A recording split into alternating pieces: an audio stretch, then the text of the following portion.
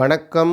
நான் உங்கள் நிசாந்தன் சார். நாங்கள் இன்றைய பார்க்க வினாத்தால் வடக்கு மாகாண கல்வி திணைக்களத்தினால் தரம் 11 மாணவர்களுக்காக நடத்தப்பட்ட 3ஆம் தவணை பரீட்சை 2024. இந்த வினாத்தால் இந்த பகுதி 2இல் அமையப்பெற்றுள்ள 2வது வினாவாக வந்த இடைகாணுதல் தொடர்பான வினாவை தெளிவாகவும் விளக்கமாக பார்க்க இருக்கிறோம். நீங்கள் இன்னும் இந்த வினாவை இன்னும் செய்து பார்க்கவில்லை என்றால் கீழே டிஸ்கிரிப்ஷன் பகுதியில் லிங்க் இருக்க பிள்ளைகள் லிங்கை பயன்படுத்தி வினாத்தால் தரவிறக்கம் செய்து பார்த்துட்டு வீடியோக்குள்ளே வாங்கோ. ஒவ்வொரு கேள்வியாக செஞ்சுட்டு இது சரியோ அப்படின்றத செக் பண்ணுறது மிக பொருத்தமானதாக இருக்கும். ஒட்டுமொத்தமாக பேப்பரை இருந்து செஞ்சு போட்டு தான் திருத்துறதுன்றதை விட ஒவ்வொரு வினாவாக செஞ்சு போட்டு திருத்துறது உங்களுக்கு ஒரு பெரிய கற்றலை கொடுக்கும். இங்கே நம்ம பரீட்சையை செஞ்சு பார்க்குறது நோக்கம் இல்லை, நம்ம கற்றுக்கொள்வது ஒரு பெரிய பெரிய விஷயமா இருக்கும், கற்றலை கொடுக்கும்.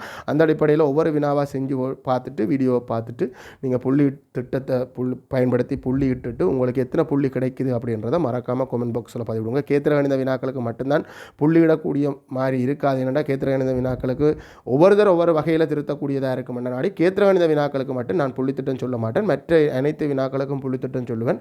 அந்த அடிப்படையில் புள்ளித்திட்டத்தை பயன்படுத்தி புள்ளி இட்டுட்டு உங்களுக்கு எத்தனை புள்ளிகள் கிடைக்குது அப்படின்றத மறக்காமல் கமெண்ட் பாக்ஸில் பதிவிடும்போது உங்களோட பெயர் நீங்கள் எங்கேருந்து பார்க்குறீங்க அப்படின்றதோட எந்த வழியான எனது மாணவன் அப்படின்றதையும் தெளிவாக குறிப்பிடணும்.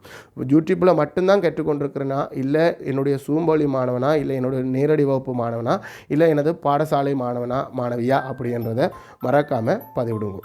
இந்த வீடியோ எனது சூம் மூலமான கணித வகுப்பு இந்த ரெக்கார்டிங் நீங்களோ இல்லை உங்களோட தம்பி தங்கைகளோ சூம் மூலமான கணித வகுப்புகளுக்கு இணைந்து கொள்கிறோண்டா தாராளமாக இணைந்து கொள்ளலாம். நீங்கள் இப்போ கடைசி கட்டத்தில் நிற்பீங்கன்னு நினைக்கிறேன்.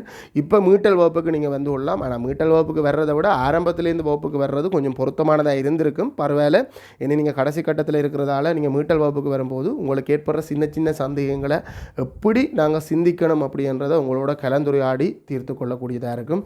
இல்லை குட்டி குட்டி சந்தேகமாக இருந்தால் வாட்ஸ்அப்லேயே தெளிவுபடுத்தலாம். கொஞ்சம் பெருசு கட்டாயம் மாணவரோட கதைச்சு தான் தெளிவுபடுத்த முடியுமெண்டா அது சூம் மூலமான வகுப்பில் கலந்துரையாடப்படும். அந்த ரெக்கார்டிங் எல்லாம் உங்களுக்கு வகுப்புக்கு இந்த யூடியூப் வழியாக வராது. ஏனெண்டா அது எங்களுக்குள்ளே இருக்கிற பர்சனல், அதை நான் யூடியூப் வழியாக நான் பதிவிட மாட்டேன். நீங்கள் வகுப்புகளுக்கு வர்றேன்டா அது தொடர்பான விவரத்தை எனக்கு கேட்டும் பெற்றுக்கொள்ளக்கூடியதாக இருக்கும். இதன் மூலம் எனக்கு ஒரு சிறிய வருமானம் பெறும், அதே நேரம் உங்களுக்கு தெளிவான புரிதலோட கணிதத்தை கற்றுக்கொள்ளக்கூடியதாக இருக்கும். சரி வாங்கோ. வினாயிலக்கன் 2.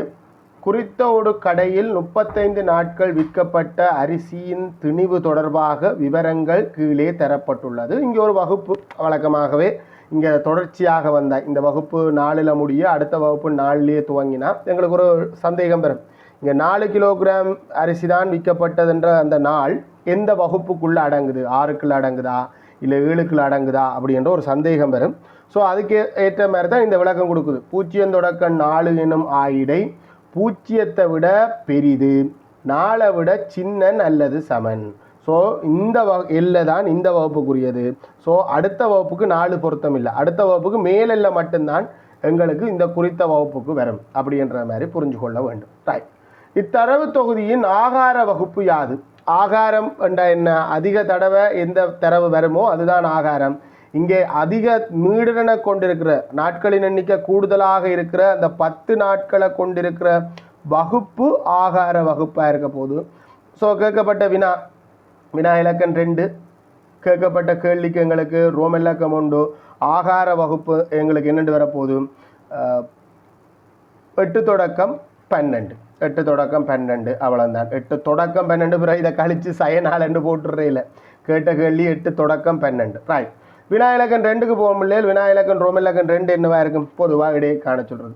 இம்மாதத்தில் விற்கப்பட்ட அரிசியின் திணிவின் இடைப்பெருமானத்தை காண்க. சில நேரம் கிட்டிய முதலாந்த சமாதானத்துக்கு காணுங்க, கிட்டிய 2ஆம் சமாதானத்துக்கு காணுங்கன்னு சொல்லலாம்.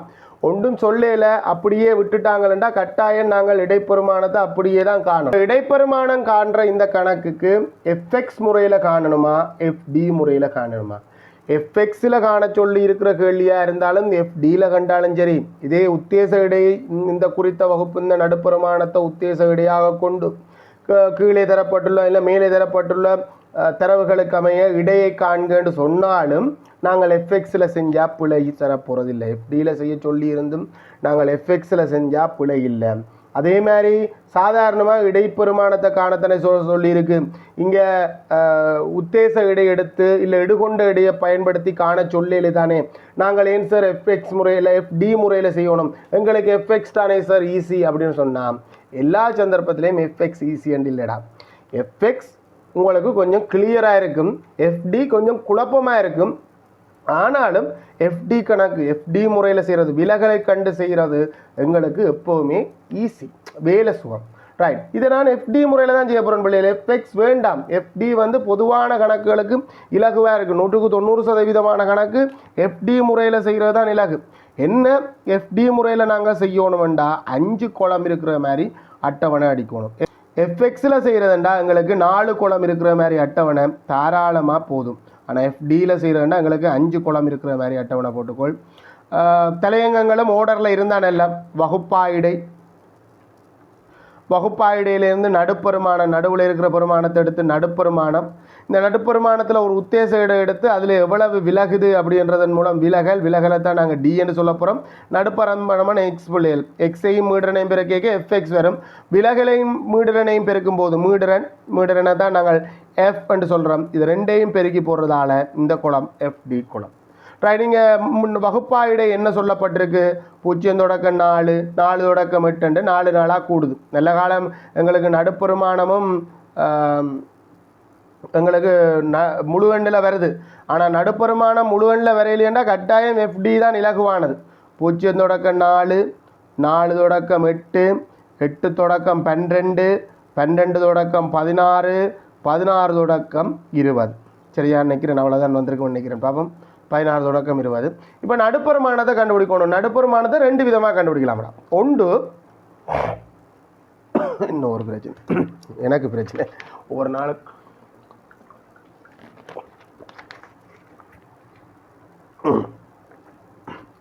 ஒன்று நாங்கள் என்ன செய்யலாம், இந்த கீழெல்லையையும் மேலெல்லையையும் கூட்டிட்டு நடுவாக பிரித்து நடுவில் இருக்கிறால கண்டுபிடிக்கலாம். ஆனால் எனக்கு இதில் எல்லாற்ற வகுப்பு இந்த பருமனம் எல்லாருமே 4 தான் கூட.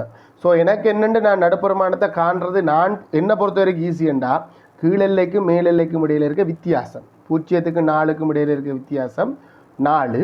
அந்த 4 2ஆக்கினா எனக்கு நடுவில் இருக்குது, நடுவுக்கு போயிடலாம். 2 கூட்டினா நடுவு, பிறகு 2 கூட்டினா பின்னுக்கு. ஸோ கீழெல்லையோட 2 கூட்டி போட்டால் சரி. 2 இதோட 2 கூட்டினா 6, 8ஓட 2 கூட்டினா 10, 12ஓட 2 கூட்டினா 14, 16ஓட 2 கூட்டினா 18. அதாவது நான் என்ன விளக்கமெண்டா பிள்ளைகள், இந்த குறித்த வகுப்பில் இருக்கிற ஒரு நாள் நான் 16 எடுக்கையில், 20 எடுக்கையில், 16க்கும் 20க்கும் நடுவில் இருக்கிற 18 வீதம் எடுக்கிறேன் ஒவ்வொரு நாள். அதில் கன நாள் இருக்க போது தானே, ஒரு நாள் குறைவாக இருந்தால் மற்ற நாள் அதை பேலன்ஸ் பண்ணி கூடவாக இருக்குமென்ற நம்பிக்கையில் எடுக்கிறேன். அதான் நாங்கள் நடுப்பெருமானத்தை வச்சு காண்றோம். அதனாடி தான் இதுக்கு பேர் இடை என்ற பேர் வந்ததுக்கான காரணமும் அதுதான். சரி, இப்போ நாங்கள் இதில் ஒரு ஆளை எடுகொண்ட இடையாக எடுக்கணும். 10 தான் பொருத்தமானது. ஏன்னு சொல்லுவா பம்பிள்ளைகள், மேலே 2 வகுப்பு கீழே 2 வகுப்பு, 10 தான் பொருத்தம். ஸோ இது விலகலை. 14 கிலோ விற்கப்பட்ட ஒரு நாள் நான் எதிர்பார்த்ததை விட 4 கூட, கீழே இருக்கிறது நான் எதிர்பார்த்ததை விட 8 கூட. அதே மாதிரி 6 கிலோ விற்கப்பட்ட ஒரு நாள் நான் எதிர்பார்க்கிறேன் ஒவ்வொரு நாளும் 10 கிலோ வீதம் இங்கே அரிசி விற்கப்படும் என்று எதிர்பார்க்கிறேன். அந்த ஒரு நாள் நான் எதிர்பார்த்ததை விட 4 குறைவு. அதே மாதிரி அடுத்தது 8 குறைவு. இப்படி எத்தனை நாள் குறைவு அப்படின்றது உங்களுக்கு இங்கே எஃப்எக்ஸும் ஈஸியாக தான் இருக்க போது, எஃப்டியும் ஈஸியாக தான் இருக்க போகுது. என்ன எஃப்டியில் உங்களுக்கு என்ன கொஞ்சம் இலகுவாக வரும்னு நினைக்கிறேன். ஏன்னா விலகல் 0 வரும்னு நினைக்கிறேன். அதுக்கேற்ற மாதிரி இன்னும் கொஞ்சம் உங்களுக்கு இலகுவாக வரப்போகுது. நாட்களின் எண்ணிக்கை அதுதான் மீடரன் பிள்ளைகள் 6 நாள் 7 நாள். அதே மாதிரி இங்கால 10 5 7, 10 5 7 நாங்கள் மொத்தமாக கூட்டினா 35 நாட்களுக்குமான தரவு இங்கே இருக்குது. மொத்தமாக எவ்வளவு விலகுது?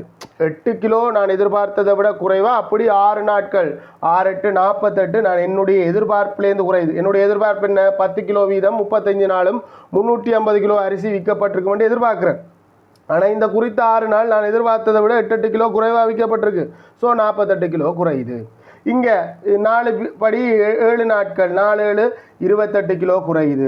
இதில் எந்த ஒரு விலகலும் இல்லை. இங்கே ஒரு 20 கிலோ கூடுதலாக வருது, இங்கே ஒரு 56 கிலோ கூடுதலாக வருது. இவ்வளோதையும் நாங்கள் கூட்டினோம்னா எங்களுக்கு என்ன வரப்போகுது? ஒரே குறி கூட்டுப்படும், அதே குறி விடைக்கு வரும். 6 7 ஏன்னா ஒரு மிச்சம் 76 வரும் மைனஸ். இவ 2 பேரையும் கூட்டினாலும் 76 ப்ளஸ். எங்களுக்கு வழக்கமாக நாங்கள் பார்க்குற கணக்கில் எங்களுக்கு சிக்மா எஃப்டி கோலத்தை கூட்டும்போது எங்களுக்கு ஏதோ ஒரு பெருமானம் வரும். ஆனால் இங்கே இது ஒரு வித்தியாசமான கணக்கா. எஃப்டி கோலத்தை கூட்டும்போது எங்களுக்கு 0 வரப்போகுது, விலகல் இல்லை. ஸோ நம்ம எடுத்த உத்தேச இடை உத்தேச இடையும் சரி நாங்கள் சூத்திரத்தை பயன்படுத்துவோம் பிள்ளைகள். இடை சமன் உத்தேச இடை எடுகொண்ட இடைன்னு சொல்லுவோம். உத்தேச இடை சக விலகல் இடை. இங்கே நாங்கள் உத்தேச இடைய ஏ அப்படின்னு சொல்கிற ஒரு வழக்கம் இருக்குது. ஒரு சின்ன சூத்திரம் மாதிரி இருக்குது. இந்த சூத்திரங்கள் எதுவுமே தேவையில்லை. விலகல் இடையே காண்றதுக்கு சிக்மா எஃப்டி மொத்தமாக எவ்வளவு விலகுதுன்னு பார்த்து அது மொத்தம் எத்தனை நாட்களால் விலகினதுன்றதை வகுக்கணும். சிக்மா எஃப்டி இன்கள் சிக்மா எஃப் இதெல்லாம் தேவையே இல்லை. நாங்கள் நேரடியாக உத்தேசமாக எடுத்தது 10 கிலோ வீதம் ஒரு நாளில் விற்கப்படும் எடுத்தேன். ஏன்னா எனக்கு விலகல் வரையில் 35ஆல் வகுத்தாலும் விலகல் வரப்போகிறது இல்லை. நேரடியாக நீங்கள் 10 போட்டிருந்தாலும் ஓகே, 10 பூஜ்ஜியத்தோட 10 கூட்டணும், பூஜ்ஜியத்தோட 10 கூட்டினாலும் ஒரு நாளில் சராசரியாக விற்கப்பட்ட அரிசி இந்த திணிவு 10 கிலோண்டு வரும். இதுவே எஃப்எக்ஸில் செஞ்ச பிள்ளைகளுக்கு மொத்தம் டோட்டலாக இந்த 35 நாட்கள்லையும் விற்கப்பட்ட அரிசி சரியா 350 கிலோ வரும். 350 நீங்கள் 35ஆல் வகுத்து 10 கிலோ வீதம் என்று எடுத்துருப்பீங்க. இங்கே நீங்கள் எஃப்எக்ஸில் செஞ்ச பிள்ளைகள் எதை பெருக்குவீங்க சொல்லுங்க. அப்போ பிள்ளைகள் 2ஐயும் 6ஐயும் பெருக்கி இந்த 2 நாட்களும் 2 கிலோ வீதம் 6 நாட்களும் 12 கிலோ அரிசி விற்கப்பட்டிருக்கும். நீங்கள் டோட்டலாக விற்கப்பட்ட அரிசியை கண்டு டோட்டல் மொத்த நாட்கள் இந்த எண்ணிக்கையால் பிரிப்பீங்க. ஆனால் இந்த கணக்குக்கு ரெண்டுமே ஒரே அளவு தான் வெயிட். எஃப்எக்ஸில் செஞ்சாலும் இதே அளவு லோட் தான், எஃப்டியில் செஞ்சாலும் இதே அளவு லோட் தான். ஸோ உங்களுக்கு ஈஸியாக இருக்கிற மாதிரி கணக்கு அமைஞ்சு போச்சு. Right, okay. என்ன ஒரு வித்தியாசமான கேள்வி. நாங்கள் இவ்வளவு காலமும் விலகலிட பூஜ்ஜியமாக இருக்கிற மாதிரி பார்த்ததில்லை. விலகல் இது ஒரு வித்தியாசமாக விலகல் பூஜ்ஜியத்தில் இருக்காப்பா. இந்த கணக்கை நான் இந்த முறையில் உங்களுக்கு விளங்கப்படுத்த வேண்டிய ஒரு தேவை இருந்துச்சு. அதனால தான் விளங்கப்படுத்தினேன். வினா இலக்கம் 3க்கு வரும் பிள்ளைகள் அந்த கண்ட இடைப்பெருமானத்தை பயன்படுத்தி இடைப்பெருமானத்தை கொண்டு கடையில் அவ்வாண்டிற்கு விற்க தேவையான அரிசியின் திணிவை காண்க அப்படின்னு சொல்லியிருக்கும். உண்மையாக இது எங்களுக்கு இடை காண்றதோ நோக்கமே அதுதான் பிள்ளைகள். நாங்கள் ஒரு குறித்த நாட்களை வச்சு ஒரு இடை கண்டமெண்டா அந்த இடையை பயன்படுத்தி எதிர்காலத்தில் எனக்கு எவ்வளவு தேவை, எதிர்காலத்தை திட்டமிடுறதுக்கு தான் நான் உண்மையாகவே இடை காண்றது நோக்கமே எதிர்காலத்தை திட்டமிடுறது. ஸோ ஒரு நாளில் சராசரியாக 10 கிலோ அரிசி விற்கப்படுற ஒரு கடை, சின்ன ஒரு பெட்டி கடை அளவு. ஸோ ஒரு மாதத்துக்கு எங்களுக்கு தேவையண்டா 30ஆல் பெருக்கணும். ஒரு வருஷத்துக்கு தேவையண்டா, இப்போ ஒரு வருஷம்ன்றது எத்தனை நாள் அப்படி ஒரு வருடம்ன்றது 365 நாட்கள். காலந்த விட்டுருங்க, அது லீட் வருடத்தில் முழுசாக வரும் என்ன. ஸோ இங்கே கேட்கப்பட்ட கேள்விக்கு எங்களுக்கு வினா இலக்கம் 4 10 கிலோ அரிசி வீதம் 365 நாட்களுக்கும் எனக்கு தேவையான அரிசி வருஷத்துக்கு 3650 கிலோகிராம் அரிசி எனக்கு சராசரி அன்னளவாக தேவைப்படும். சிலது பத்தாமல் கூட போகலாம், ஆனால் பெரிய அளவில் இருக்காது. அன்னளவாக தேவைப்படும். சில நேரம் எஞ்சியும் மீதியாகவும் இருக்கலாம், அப்போவும் பெரிய அளவில் மீதியாக இருக்காது. வினா இலக்கம் 4 இதுதான் அந்த அட்டவணையில் இருக்கிற சூட்சமம். இம்மாதத்தில் அக்கடையில் விற்கப்பட்ட 1 கிலோகிராம் அரிசியின் விலை ரூபாய் 200 என கொண்டு விற்பனையின் மூலம் பெறப்பட்ட உச்ச பெறுமதி ரூபாய் 84,000 விட அதிகமாகாது என காட்டுக. இதில் ஒரு சின்ன தவறு நான் விட்டுட்டேன். கேள்வியை மாற்றினான் மொத்தம் 35 நாட்கள் என்று இங்கே மாற்றினான். ஆனால் இங்கே 35 மாற்றிருக்கணும். இம்மாதத்தில் இல்லை, 35 நாட்களில் 35 நாட்களில் விற்கப்பட்ட அரிசியின் 1 கிலோ அரிசியின் விலை 200 ரூபா படி வில்வடுது.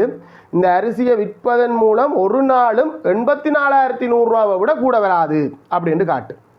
இப்போ எங்களுக்கு என்ன பிரச்சனைண்டா, இது ஒரு கூட்டமாக்கப்பட்ட மீட்டர் அட்டவணை. எங்களுக்கு துல்லியமாக தெரியாது இந்த 6 நாளும் விற்கப்பட்ட அரிசி எத்தனை கிலோகிராம் என்று துல்லியமாக தெரியாது. எனக்கு தெரிஞ்சது என்ன, அது 0 விட கூட 4 இருக்கலாம், இல்லை 4 விட குறைவு.